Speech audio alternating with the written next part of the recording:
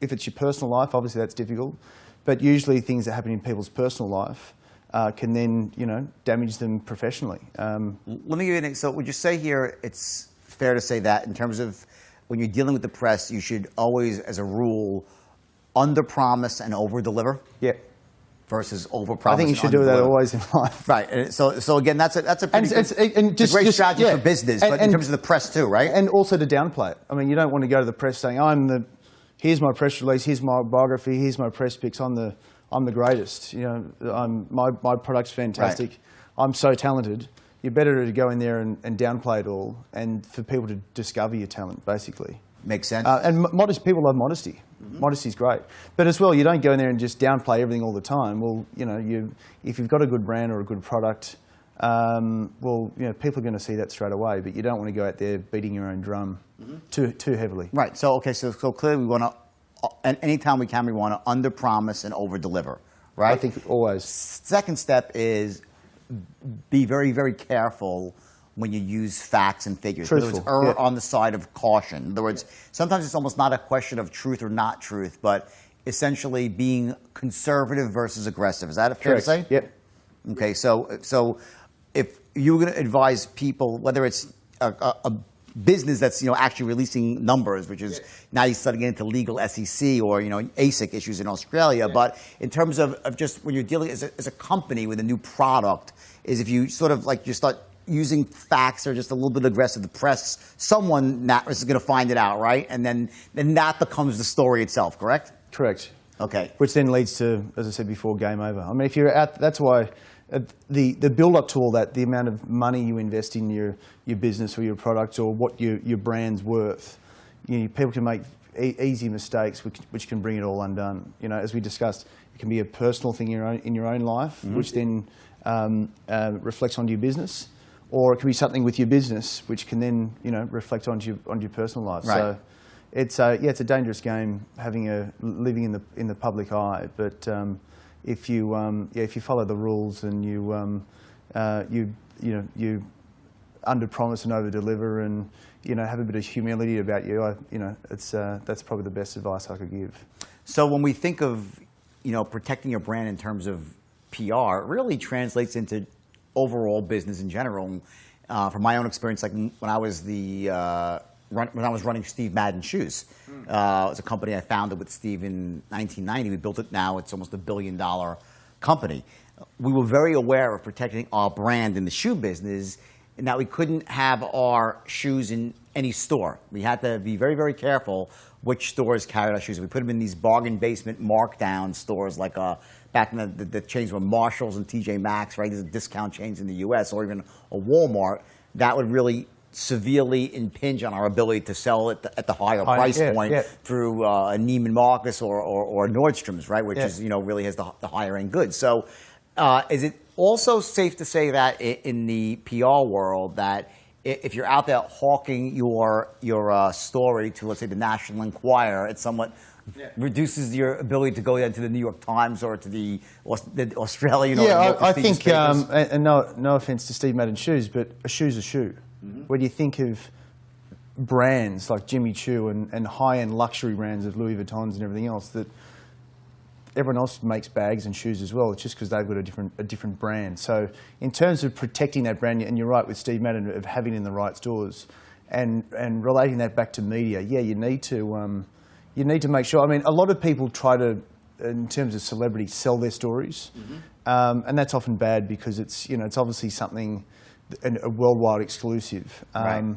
And I think that's a bit of a sign of desperation sometimes. But I think you need to target quality media, try and avoid tabloid journalism at all costs. Right. And if you're at the lower end and you're starting out, you're trying to get some coverage for your business or your product, that it's targeting the right organisations, as we said before, and not just the brushstroke attack. So more is not always more in PR.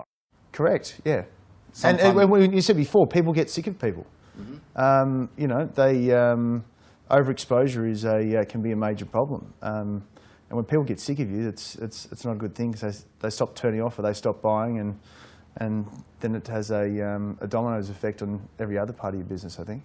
So let's go back now. Let's to the beginning. Let me corral this whole thing here into one formula Yep. that anybody who's watching this can use to launch their own personal PR campaign without having to hire someone and pay a lot of money. Yep. So we started with step one, which was to really identify the hook, what our story is, and how that really interrelates to the brand. It's almost the brand itself, correct? It's part of the brand? Correct, correct. Okay, so once you have your story, you have your hook, what would the next step be? To do what?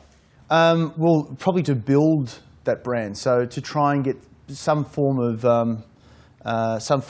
publicity or a placement in the media. I mean, it's before you send out a press release, it's probably good to do some research of exactly. You don't want to approach 50 journalists and get rejected by 50 journalists. So if you've got a good hook or good backstory, it's then compiling that into a great press release, press kit, but then sending personal letters to different journalists or different publications or different online websites to try and get either your story published or get a story written on you. But I think that's probably the first step of, once you find that hook, of developing that hook into something that's going to be attractive for journalists, which is then going to, on the flip side, is going to be attractive for their readers or viewers. Let me back up to something that you just mentioned and you moved past it. You talked about a press kit. Yeah. Explain to me exactly what should be in a press kit. And, and of course you have the perfect world where you have unlimited budget and you have amazing collateral to give and all clips of this and that. So I guess the designer press kit for me would be pretty easy these days, right? But I'm talking for someone who's just getting started. Tell me, from a bare bones, what's the least you need to put into a press kit? And is it like a box or is it just an envelope? No. What is a press kit? Well, a press kit is a bunch of information, basically. So it's your biography on yourself or an explanation of what your product is. It could be some research on your product, or it could be a show reel of recent interviews you've done, or if you're a musician, it could be some of your music. So it's basically it's a snapshot of exactly who you are and what your product is. Okay, and does it come like in an envelope, so to speak, like you would send? No, these days with online, it's always the most impressive ones. I always get just on a little USB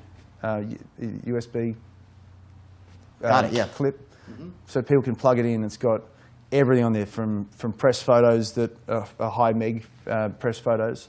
So and journalists always get annoyed when you send them high-res photos because it, they can't download them. Usually clogs their system, and right. if it's one way to piss off a journalist is by clogging their email box for a day.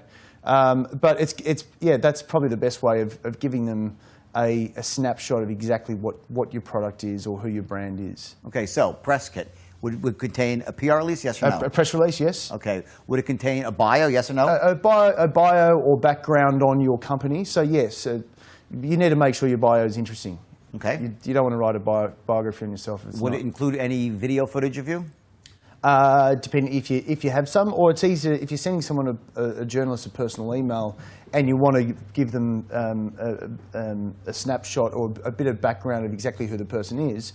Well, you might send them links to a few interviews on that might be on YouTube, or there might be a show reel on YouTube. So I think giving them as much information as possible, but don't overload them. And how about, let's just say you don't have any clips of you being interviewed by anybody. Would you recommend setting up a mock interview, not to mislead someone, but actually to have someone? I think someone filming a profile on themselves and their company, I think it's a wonderful idea. Of course, if people don't have, if they're starting out, of course they're not going to have interviews or anything on YouTube, but creating content which encapsulates everything you do. So, as I was saying before, that when you even click on majority of websites these days, whether it's a mining company or a shoe company or a travel company, there's usually an introductory video on there. So utilising that style of video content, get those things on YouTube. The more that's out there, the better it is. The more follows you have on YouTube or on Twitter or Facebook. The more follows you have, the more people you're reaching, the more content you have, and fresh content, the better. Got it.